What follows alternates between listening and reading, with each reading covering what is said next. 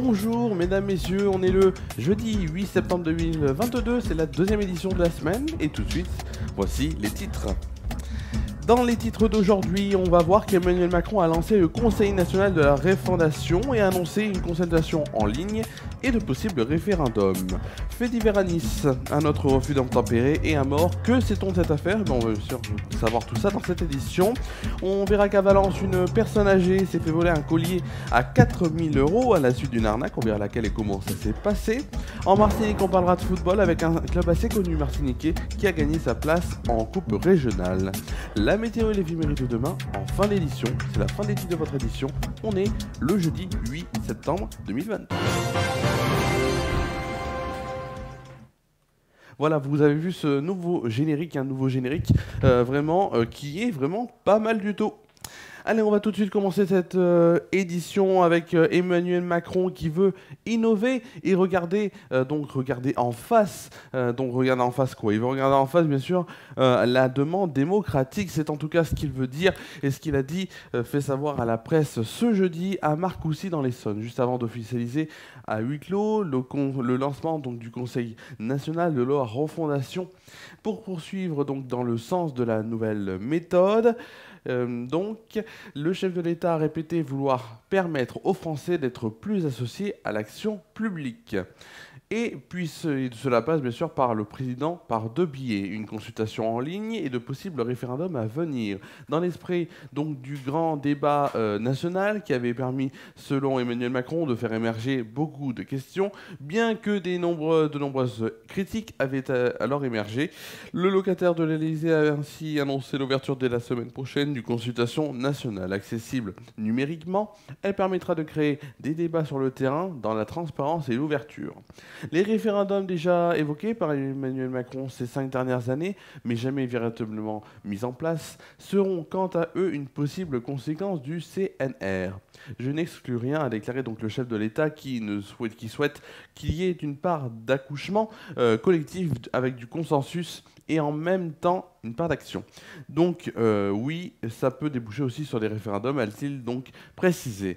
Il veut remettre donc les compatriotes au cœur des grands choix de la nation. Il faut aussi ensuite qu'ils puissent décliner donc les travaux du CNR, qu'on puisse aussi s'exprimer sur ces grands choix, ces grandes transitions.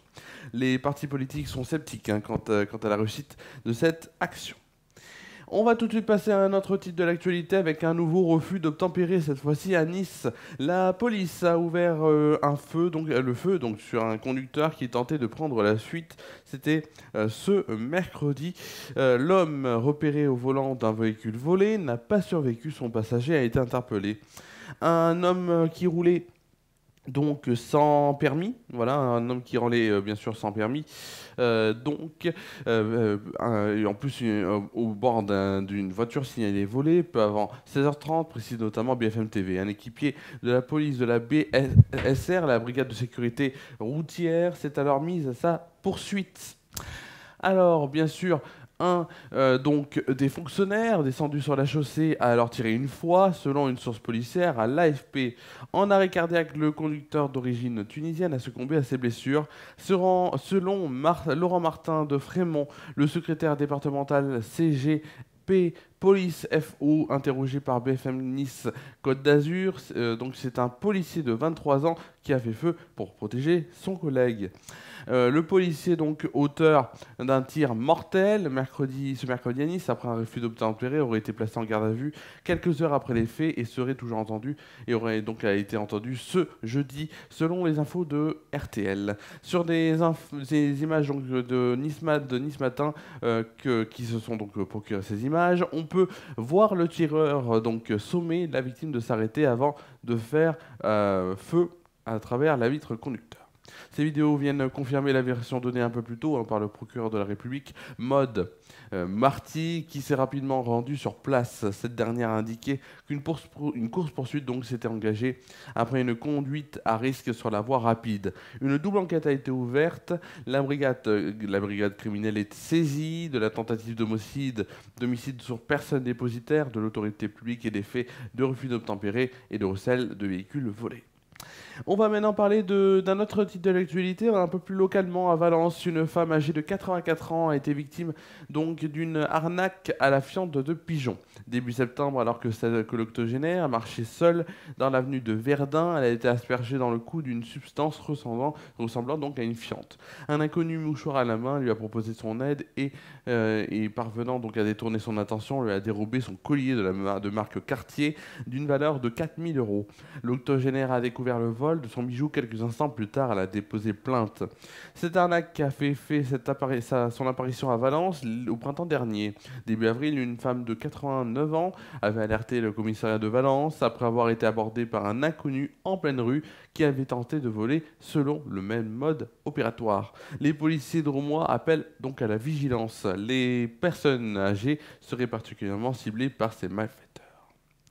On va maintenant traverser l'océan Atlantique pour Martinique pour parler de football avec le club franciscain qui a déjà été vainqueur donc, au match aller 1-0. Ils se sont à nouveau donc imposés, c'était mardi soir, face à la Samaritaine. Menés au score, juste avant la pause, suite à un but d'Alex Balmy, les joueurs du François, entraînés par Patrick Cavelan, donc, ont trouvé les ressources nécessaires pour égaliser grâce à Johnny Marajo de la tête. Alors que le score nul suffisait aux franciscains pour se qualifier, il marque un deuxième but par Sébastien Demerge pour s'imposer 2-1. Le club franciscain jouera la finale régionale contre un adversaire qui sera connu et qui a donc été connu hier soir. Bon, on n'a pas eu bien sûr le club qui va rencontrer donc le club franciscain lors du match retour donc entre le Gold. Alors ça sera c'est bien sûr soit entre le Golden Lion de Saint-Joseph ou encore le club colonial de Fort-de-France. Gros avantage bien sûr qui était du match aller pour les Joséphins qui ont remporté le match aller 1-0. Alors c'est une coupe, c'est la coupe VYV qui est une compétition qui permet en cours de saison la confrontation des 4 équipes classées des championnats de Régional 1 des ligues Guadeloupe, Guyane et Martinique de la saison précédente.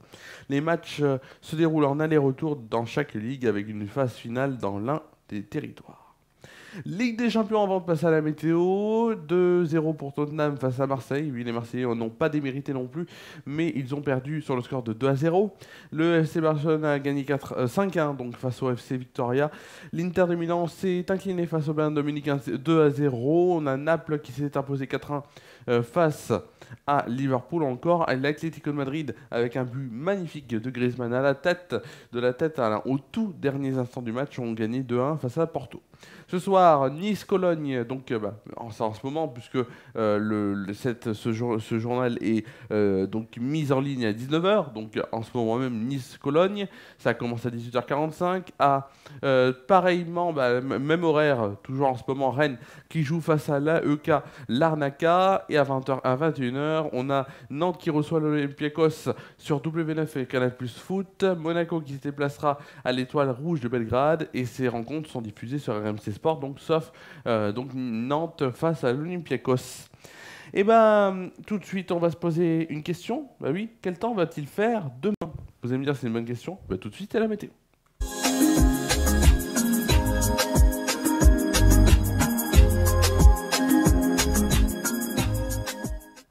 Demain matin, regardez le temps. Regardez, non, je vais vous le dire le temps. C'est une blague. Demain matin, au programme sur Tournon-sur-Rhône, un ciel ensoleillé sera présent pour une température de 16 degrés de moyenne. Demain après-midi, les éclaircies seront toujours parmi nous. Seront là. 26 degrés de moyenne, 28 degrés au meilleur de la journée. En soirée, c'est le soleil qui conclura cette journée. Il fera 21 degrés de moyenne. Tout de suite, la France métropolitaine. Parce que quand même, il n'y a pas que Tournon dans la vie, il y a la France aussi.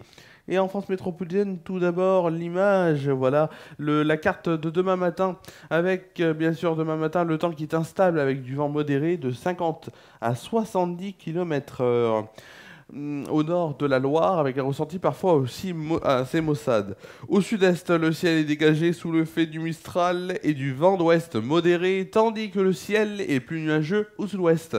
Côté température, il fera 14 degrés à Dijon, Limoges et Lyon, 15 degrés à Lille, Rouen, Paris, Rennes, Troyes, Orléans, Strasbourg, Bourget, Montélimar, 16 degrés à Brest, Cherbourg, Nantes et Bordeaux, 17 degrés à La Rochelle, 18 degrés à Biarritz, Toulouse et Perpignan, 20 degrés à Nice, il fera pour le plus froid 12 degrés à Aurillac, Donc, et pour le plus chaud, 21 degrés à Marseille. Alors demain après-midi, vous allez me dire, demain après-midi, le temps est identique. Demain, le temps, donc demain matin, demain après-midi plutôt, le temps est identique à la matinée. Côté température, il fera 20 degrés à Limoges, 21 degrés à Paris, 3, Orléans, Rennes, Nantes, La Rochelle, Bourges et Dijon, 22 degrés à Strasbourg, 23 degrés à Bordeaux et Biarritz, 24 degrés à Lyon et Toulouse, 27 degrés à Montélimar, Marseille et Perpignan, 29 degrés à Ajaccio.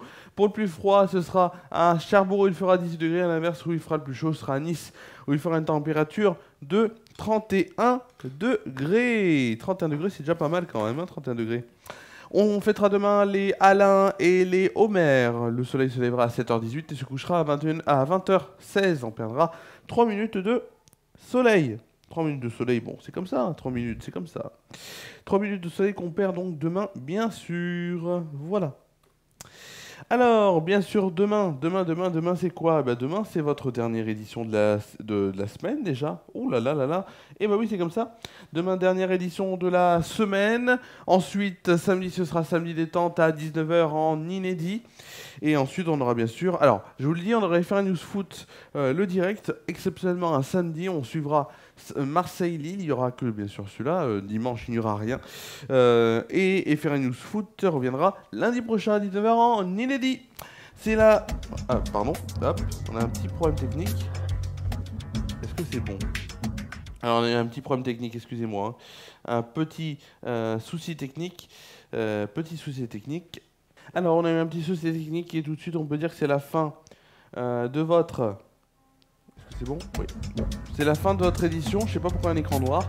C'est la fin de votre édition. C'était la seconde édition de la semaine. Merci à vous de l'avoir suivi. Donc, je vous souhaite de passer une très bonne soirée, une très bonne nuit. Prenez soin de vous et de vos proches. On se retrouve demain à 19h pour une nouvelle édition de votre JT et la dernière de la semaine. À demain.